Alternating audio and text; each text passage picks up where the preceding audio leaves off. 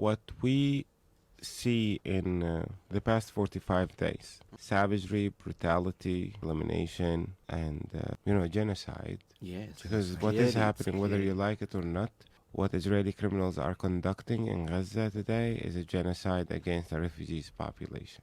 This religious narrative, which is very popular, like God created Adam and Eve gave the apple to Adam, and somehow God gave Palestine to the Jewish people. That has no room in reality. What has been happening in Palestine is that in 1897, a bunch of Jewish nationalists or people who identify as Zionists met in a town called Basel in Switzerland, and there they decided that they want to establish a Jewish-only state in Palestine. So it's not something that has anything to do with the kingdom of Dawood alayhi salam. Nothing. And those people are seculars. It's not like they have any kind of moral ground. They were inspired by social nationalism in Europe, and they wanted to do something for themselves. What is happening in Palestine up until today is the implementation and maintenance of that project. Of course, that project was adopted by the British government, and the British government proposed the very first two-state solution, which you would call the Balfour Declaration. We just had the 106th year anniversary of that shameful document. So the British government sponsored that project. They colonized Palestine for the purpose of turning Palestine into a homeland of European Jews. Arthur Balfour himself is a very well-known anti-Semite. Like, he referred to Jewish people in Britain as the enemy from within. British government around that time, and Europeans in general around that time, wanted to steal everything that any Jewish person has, because that's how you treat minorities in European cultures.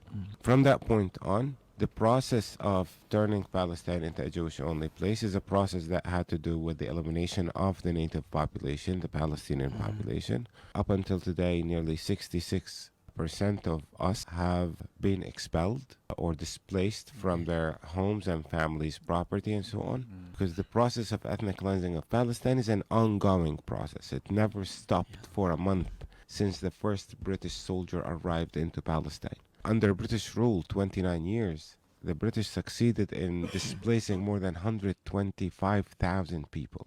But then that was forgotten because the founders of the State of Israel, who are 70,000 militants, started implementing a military plan of terrorism. Like, they terrorized Palestinians right, left, and center, butchered Palestinians in nearly 52 communities, took their time, 20 months.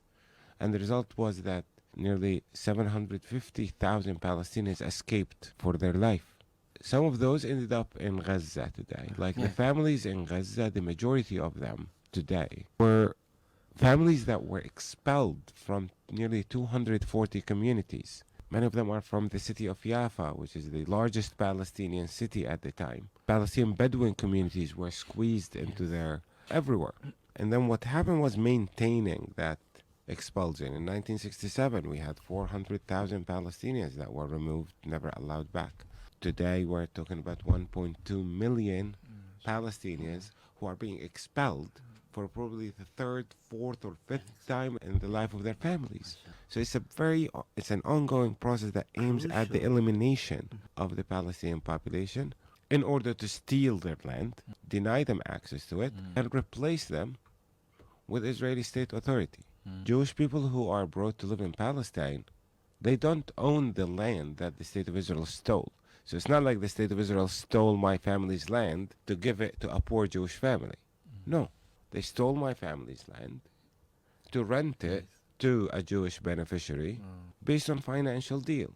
So in this way, a Jewish resident gets a convenient house, the Israeli government gets the profit, and all of that happens on the expense of Palestinian families. Interest, for their own interest, and for their people. It's like robbery. Like your typical robbery that, but it's happening on a state level. Even treated Palestinians and the origin, the people of the land, the owner of the land, like nobody, and they even expelled everybody out of their land.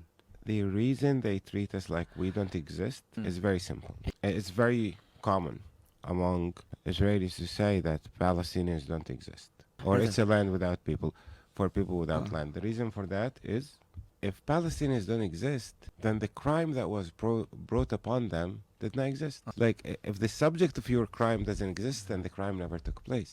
So imagine I would tell you, like, oh, there was no Jewish people in Europe in the 30s. What am I denying here? The Holocaust. If I tell you no Native Americans existed, what am I denying? The genocide. If I tell you no Aborigines existed in Australia, what am I denying?